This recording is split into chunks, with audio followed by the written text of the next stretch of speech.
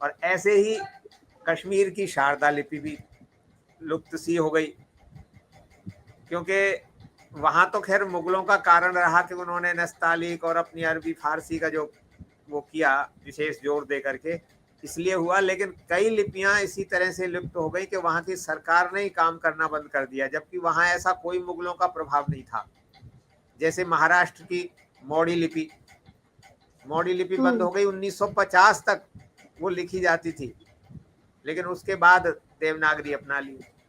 अब चाहें तो ये कह सकते हैं कि उसमें कुछ कठिनता थी।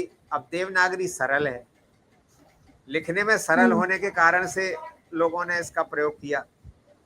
हम्म। शारदा में भी संयुक्त अक्षरों में कठिनाइयां तो हैं, अब ये कह सकते हैं, लेकिन कठिनाइयों के कारण से किसी ने इसको छोड़ा नहीं। हम्म। छोड़ने का कारण इसमें जहां तक है वो मुगलों का प्रभाव रहा, इस कारण से ही ये स्थिति बनी। कई बार कश्मीरी पंडितों को वहां से छोड़ के भागना भी पड़ा, कई समस्याएं हुई, कितनी यातनाएं झेली हैं। तो ऐतिहासिक स्थिति को अगर देखें कश्मीर की, तो बहुत संघर्ष किया है।